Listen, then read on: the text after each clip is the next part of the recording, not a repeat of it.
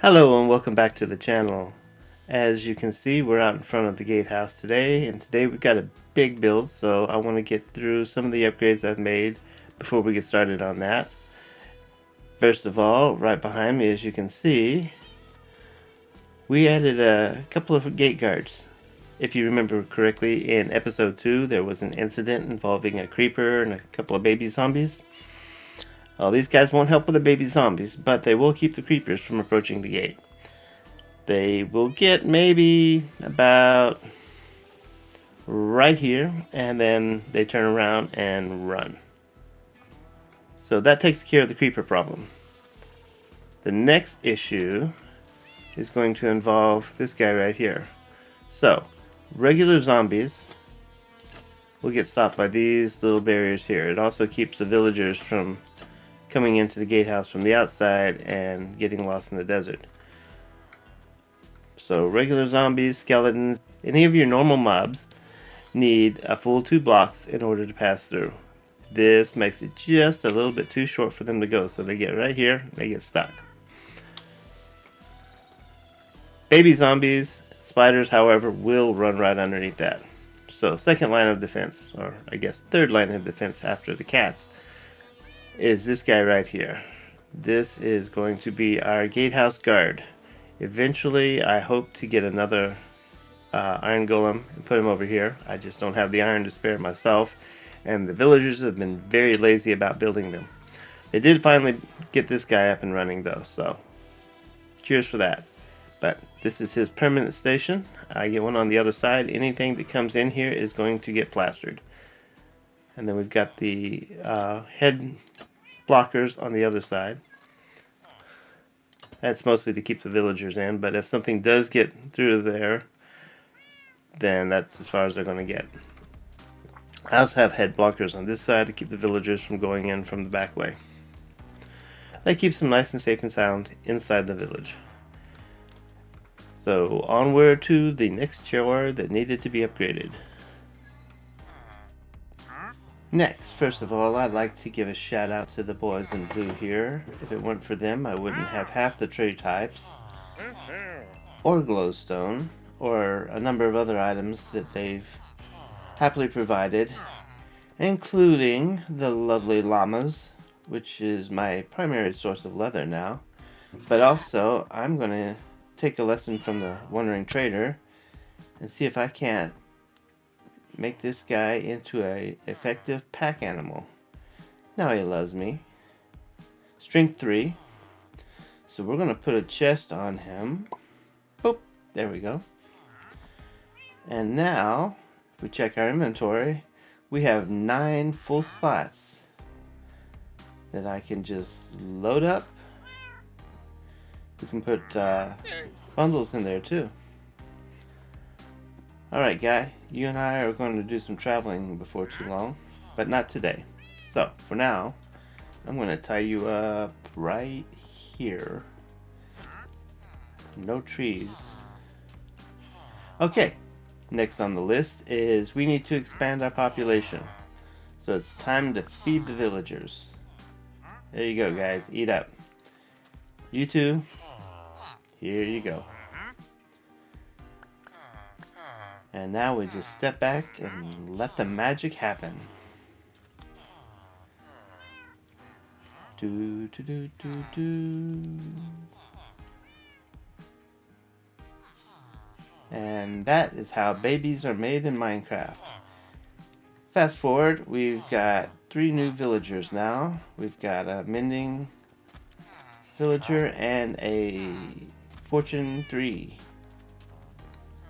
As well as a farmer to replace the guy that disappeared. So now we've got our first diamond pickaxe. We're going to throw mending on there. And we're going to throw some fortune 3 on there.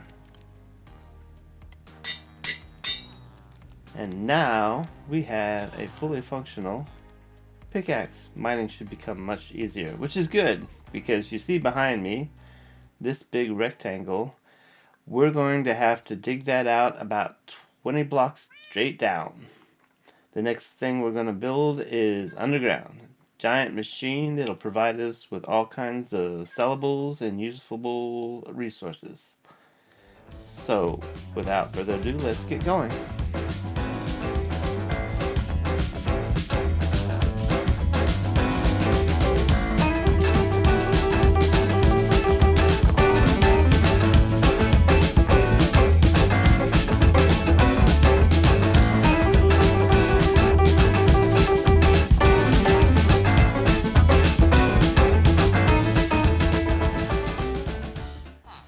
Okay, it was about this point I realized the one thing that I was missing was efficiency. And this hole is taking a long time, so I'm going to take a little break from the digging. We're going to do some traveling. I have the means now, so we're going to make an enchanting table. All I need is a little bit of obsidian, and I seem to remember running across a giant lava pool not too far in here. Oh, lush cave. That's not what I'm looking for. Here we go. Right up here we have a big old bunch of lava. So we can grab a couple for emergencies. Hot stuff. And now I'm going to make obsidian. So we're going to dig out, I believe you need 4 pieces of obsidian. We're just going to spread that out a little bit. Do a little digging here. The most obvious reason we need efficiency here is look how long it takes to mine 1 piece of obsidian, which immediately goes into the lava underneath. So we'll fix that. And we'll just leave the water there. So the next few pieces should come away safely. Any day now. There we go. Ice bucket challenge. Alright, now we'll have all the obsidian we need. We're going to make... Where is it? I know it's in here. There we go. 1 enchanting table. There we go. Grab an extra diamond pickaxe. And we're going to need a bunch of bookcases. Had a few, but let's get a few more. 15 I think is the recommended daily allowance. Hello, how you guys doing? So I don't have a lot of good places. For now, I think we're going to put it up in the tower. Haven't really used this for much of anything other than looking out on the desert. That's too small. We'll have to put it on the roof. There we go. That should be just the right size. So plop this down here. Surround it with bookcases. Let's see. 1 there, 1 there. This is a temporary fix.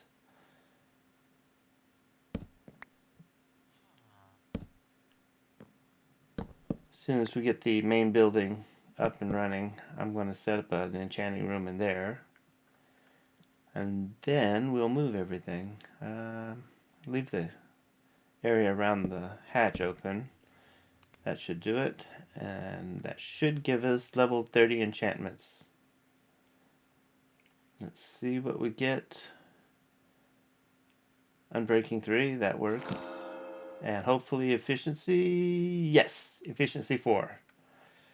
Perfect. We just combine these two and we'll be set. Alright, down to the anvil.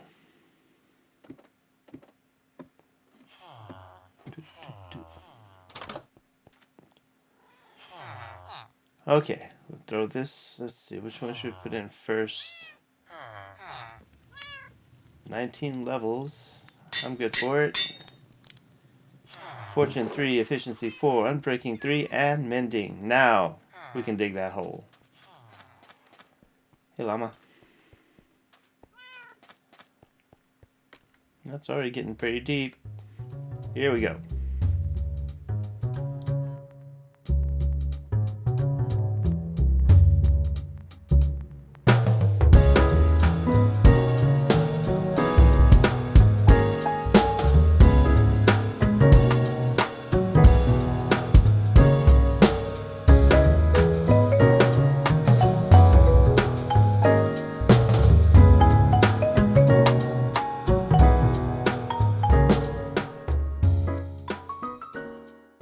Okay, now that the hole is dug, we can start building the redstone and the rest of the construction. Sit back and enjoy the time lapse, and here we go.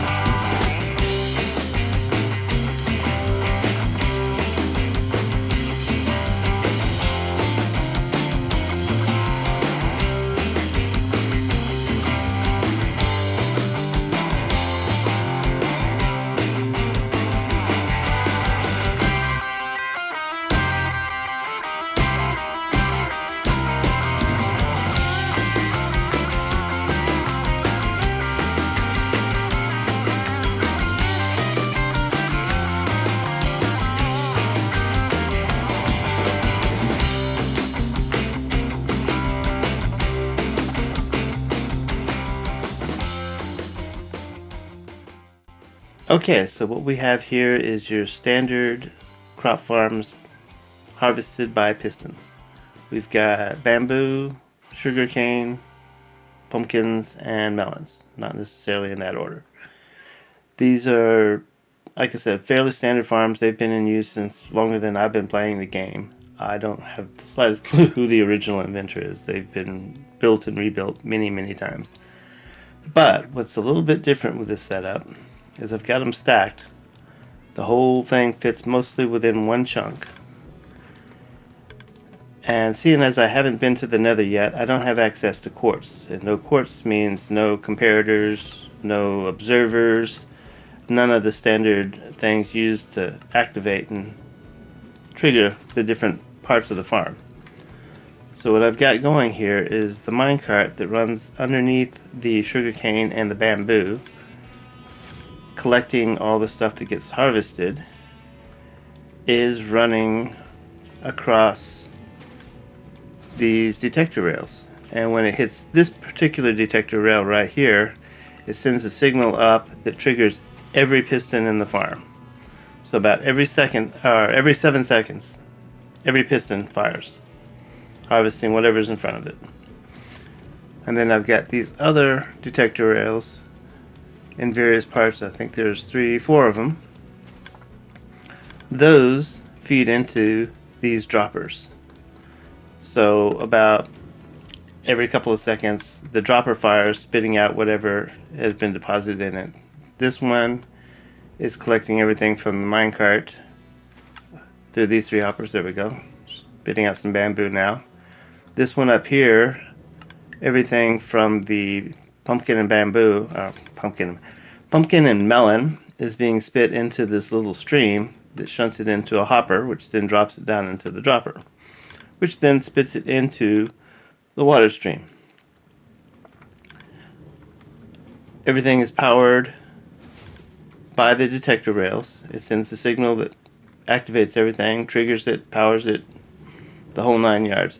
It all actually works very nicely. The chunk borders, I believe, run from pretty much here to the wall. So the entire rail system is contained within the chunk borders, which means if I'm walking away from the village and I get right on the edge of the thing, you don't have to worry about one chunk being loaded and another one not, and the minecart making its way into an unloaded chunk and either disappearing or just stopping.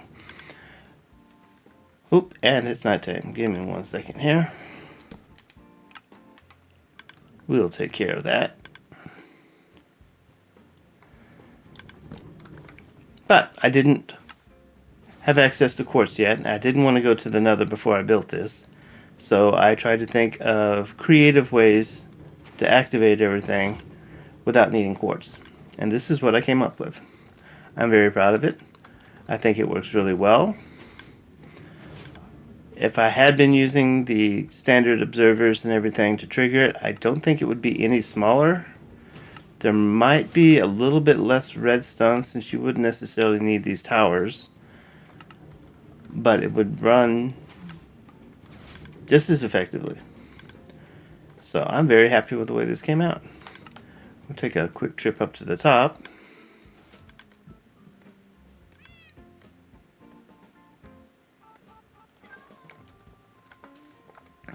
And here we are at the top. So everything gets shunted into this water stream, which then slowly brings it all up over the top of this hopper here, which then collects it, shunts it into the chest, which, as you can see, has actually been gathering quite a bit of stuff. This hasn't been running very long. That's only maybe half an hour's worth of stuff. So the whole system is working quite well. I'm very happy with it. All I have to do now is cover the hole. And the other thing, the reason the hole is so deep is you hear now, other than the cat, nothing. No minecarts, no clicking from the hopper or droppers. Everything's nice and silent. You come down a little bit and you can start hearing that little clicking sound. That's from the droppers. Get down a little further, you can definitely hear the minecart. So the reason I dug the hole so deep was just so it would be quiet at the top. So the plan is we're going to cover this up and I'm going to build a big old building around it. And we'll have a collection system here. Ideally, I'll have this set up so that it probably goes up a little bit higher, drops into an item sorter, and then we can put the separate items into different chests. Might even run them through a auto crafter to break the bamboo down into blocks, break the sugarcane down into paper, put the melons back together, that kind of thing. But that's going to be a project for a future day. This was a lot of time involved in putting this thing together. So I hope you enjoyed the video. That's going to be it for this episode, and I will see you in the next one. Bye!